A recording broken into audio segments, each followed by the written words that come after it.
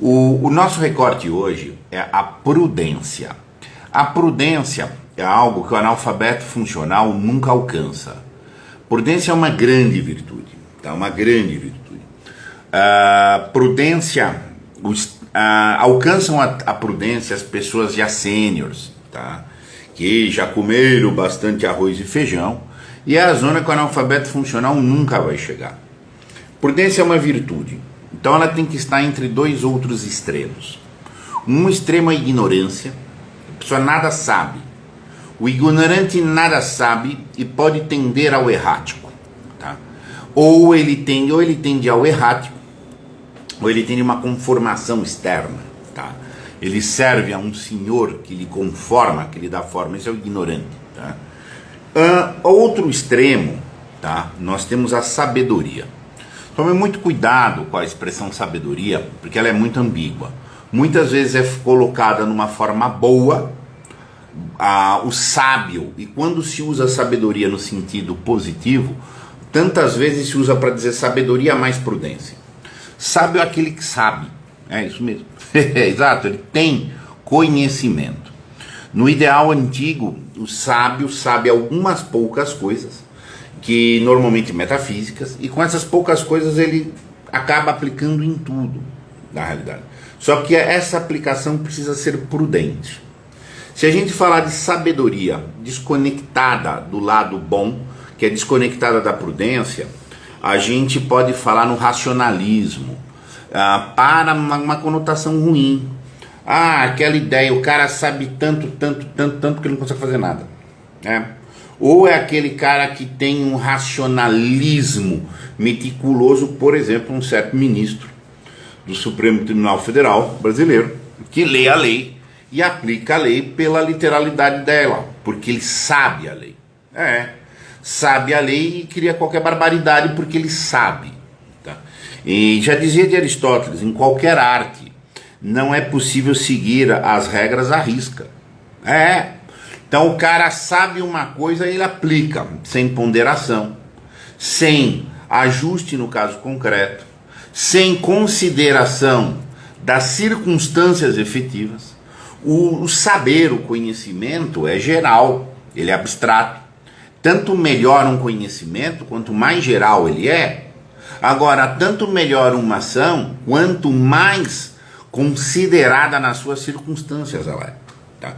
Então, essa é a dimensão da prudência. É conseguir adequar um comando geral. O prudente sabe, deve ser sábio e prudente. Tá? Ele deve aplicar o comando geral na forma mais pertinente, mais ponderada no caso concreto e mais eficaz, tá? Vamos dizer assim, é o razoável. No lado negativo da sabedoria a gente falaria o racional, e no lado positivo da prudência nós vamos falar do razoável.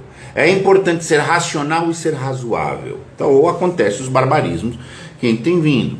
Um analfabeto funcional com letramento de baixo nível, por exemplo, letramento no grau da imbecilidade, que ele não tem um bastão, ele é literal. Você chega e fala uma coisa, o cara pega na literalidade. Ele sabe, por quê? Porque ele sabe o que ele recebeu de orientação, mas ele aplica aquilo de um jeito fechado, estupidificante, fora do razoável. Tá? Então aí dá o que dá. E ele supera o estado de analfabetismo funcional quando ele passa ao nível já que a gente já viu aqui de leitor, onde ele interpreta e pondera. É possível que alguém fale algo e que esse algo seja absolutamente o oposto da literalidade. Por exemplo, exato. Eu posso falar uma coisa completamente irônica e ter motivos muito finos para isso. Tá? Então o prudente equilibra o saber, tá? Para a ação. Então ele vai ter uma ação equilibrada de acordo com a circunstância concreta. Tá? A arte que cuida demasiado da prudência, o desenvolvimento da prudência é a retórica. A retórica é interpretação das circunstâncias, a localização da melhor forma de aplicar algo geral naquela circunstância. Mas existe boa e má retórica? Sim, porque existe boa e má ajuste. Um ajuste mal é um ajuste relativista, é um ajuste casuísta ou subjetivismo. A arte do direito é isso, gente. Você tem um legislador que deveria ser sábio e fazer regras gerais, um juiz que aplica prudentemente as coisas. Daí vem a origem da expressão jurisprudência. Como em concreto se aplicam as coisas, sem que seja um casuísmo. Nesse caso aqui eu faço tal coisa, com a mesma regra. Aquele caso ali eu faço outra coisa. Não, tem que dar um critério racional. Nesse caso aqui, deve ser temperada a lei no seguinte aspecto. Se der 90 dias e não renovou a prisão, o motivo da prisão, tem que soltar. Mas neste caso aqui, há uma evidência que se autoexplica. Por quê? Porque a pessoa já foi condenada 2 vezes na segunda instância, porque é um traficante de índole internacional, porque isso, isso é um dado sabido. Ainda que não tenha que ser repetido, tal. Ponto, você faz uma aplicação, não é que está criando uma exceção. Não, está dando o exato contorno da regra. A vida não é abstrata, a vida é concreta. A vida é uma articulação entre o abstrato e o concreto. Bem aplicar uma regra, tá? É exatamente fazer essa articulação.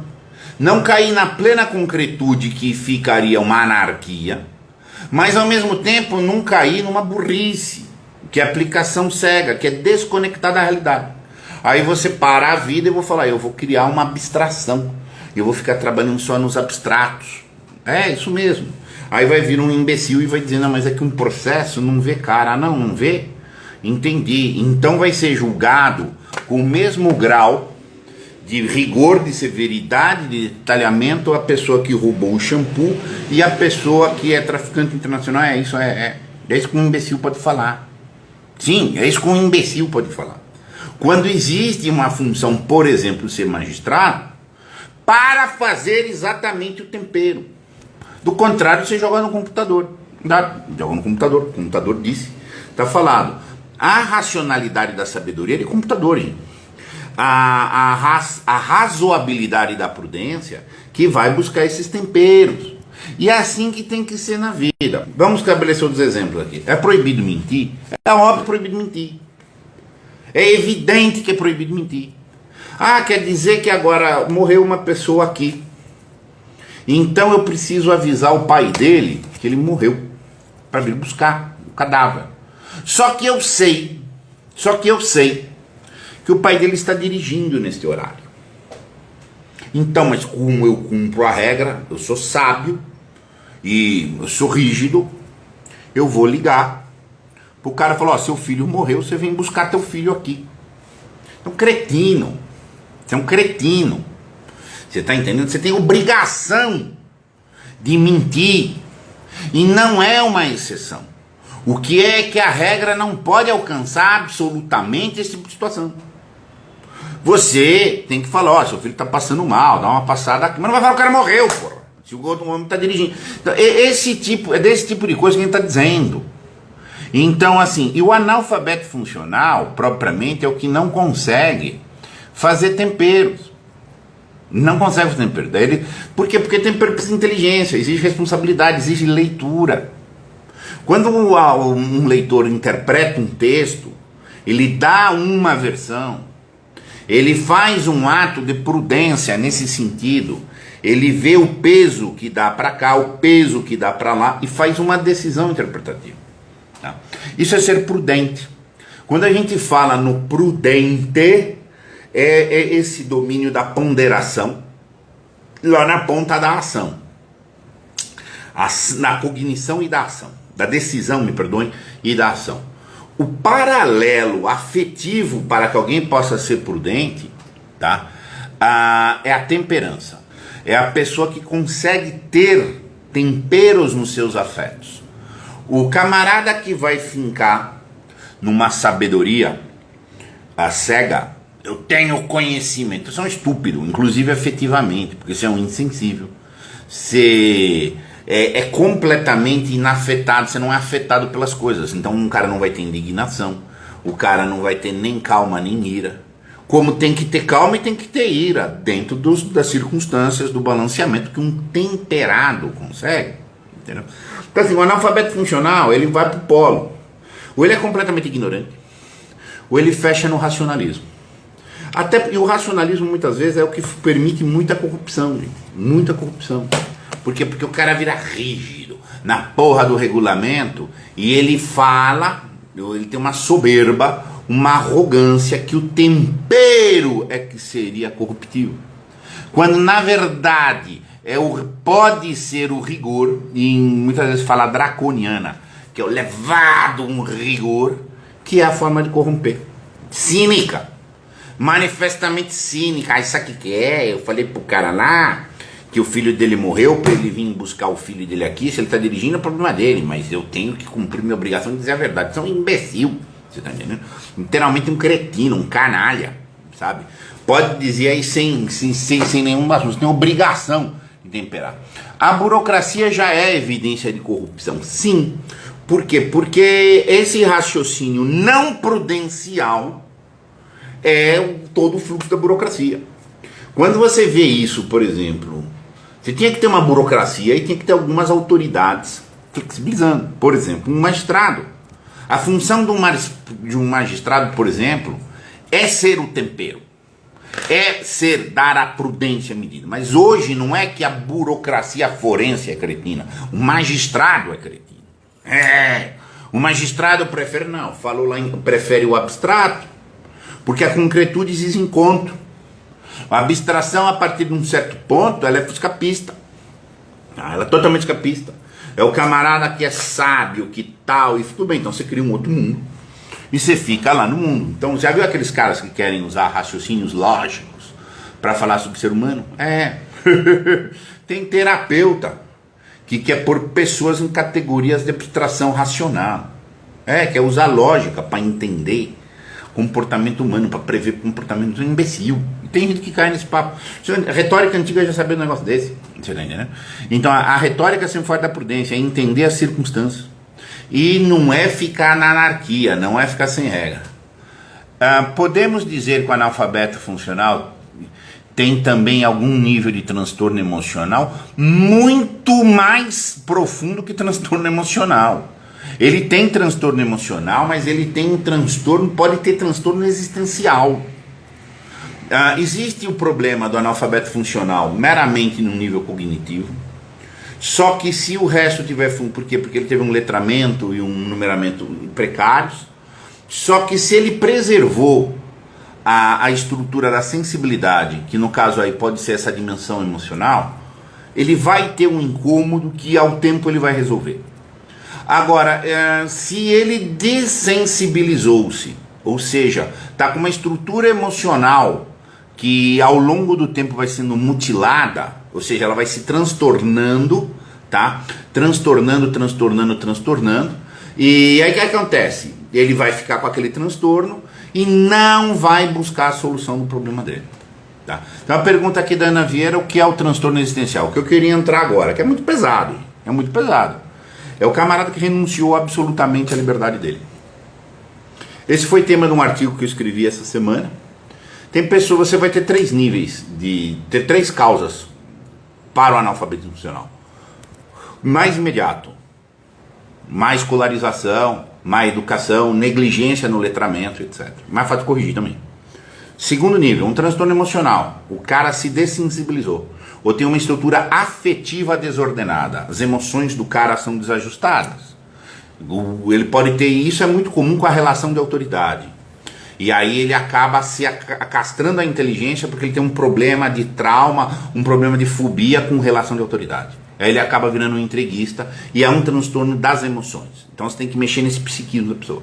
Agora, num nível muito mais profundo mesmo, é uma pessoa que faz uma renúncia absoluta da liberdade. Sadomasoquista, sim. Principalmente o masoquista. O masoca, ele assumiu existencialmente uma dimensão que ele renunciou à possibilidade de liberdade como um todo. Então é o cara que é codependente afetivo, é o cara que é codependente nisso, é o cara que sai correndo, tá, da possibilidade de tomar qualquer uma decisão. Esse cara não desenvolve a cognição plena, fica também com os afetos, e a cognição do cara é um horror, ele é codependente, codependente. Esse caso praticamente tem solução. É muito difícil você reverter alguém que renunciou à sua liberdade. Por quê? Porque a prudência, o letramento, o desenvolvimento da inteligência, tudo isso conduz para o autodidatismo, que é o oposto da vida da renúncia da liberdade. Inteligência, ponderação, são elementos da liberdade humana. Então, se isso não desenvolve, a liberdade tá castrada. Tá? Agora, se o problema do cara já começou porque ele já quer mesmo, ele já está com uma vida encaminhada para renunciar à liberdade dele, isso é mais comum do que se pensa. Masoquista faz isso o dia inteiro. É a caça procurando o caçador. O dia inteiro o masoquista está procurando um sádico para apanhar dele. Fica muito difícil esse tipo de gente se recuperar, porque aí é um problema que eu chamo aqui no existencial. O cara se orientou a ser servo. Ponto. E vai se ofender com quem quiser libertar. Entendeu? Aí tem o outro que é o transtorno emocional mesmo. Tanto que iria dizer, Juliana, Aristóteles iria dizer, a primeira virtude que tem que ser desenvolvida é a afetiva da temperança. Tá? Para que a pessoa equilibre os afetos. Emoção mesmo. Eu tô raivoso, me controlo para não agir. Tô muito calmo, me instigo para não ficar apático. Você tem que achar uma zona, porque teria que se desenvolver a virtude afetiva da temperança para que uma pessoa afetivamente temperada formule juízos racionais, tome deliberações de ação prudentes. Esse é o escopo. Quando eu comecei a entrar, coisa que eu conto sempre aqui, quando eu comecei a pegar na unha esse assunto do analfabetismo funcional aqui, eu entrei em depressão, gente. Entrei em depressão. Salve, Sérgio. Entrei em depressão profunda, porque você vê que a coisa é feia. Se você pegar isso aqui, o problema cognitivo, o problema emocional, o problema existencial, sabe onde você vai chegar no próximo passo? Demonização. Esse é o próximo passo. É uma estrutura no limite de revolta. Se você pegar com um rigor muito grande, o não desenvolvimento da potencialidade, não desenvolvimento crônico, tá? É um problema de revolta demoníaca. Sim. É uma negação do chamado da expansão, para o qual o recurso é a inteligência. E aí dá no que dá, o que a gente está vivendo hoje. Tá? Mas é porque as pessoas estão dessensibilizadas, elas não estão vendo isso. Quando você começar a verificar isso, essa é a castração que vem vindo. Então você está, Vicente, afirmando que a gente está rodeado de demôniozinho? E sim, isso mesmo que eu estou perguntando. O analfabeto funcional é perigosíssimo. Perigosíssimo. Perigosíssimo. Se chegar aqui no meu prédio, porque tem um analfabeto funcional que trabalha lá embaixo, com quem eu já bati boca, se chegar aqui uma ambulância para pegar alguém que acabou de ter um AVC aqui em cima, o cara não libera a porta antes de ver se o regulamento diz que hora que ambulância para AVC pode entrar. Porque ele não toma a atitude prudente ali.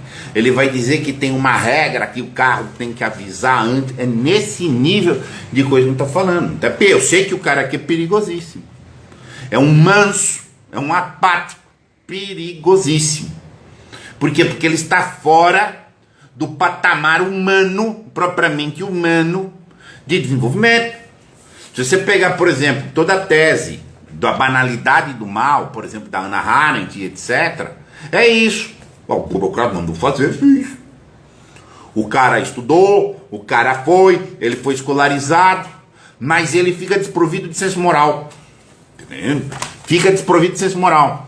Porque no limite é todo esse problema. É por isso que a burrice, se você pegar essas etapas, é oportunidade, é escola, não sei o que, vai pro afeto, que é existente, passa demônio.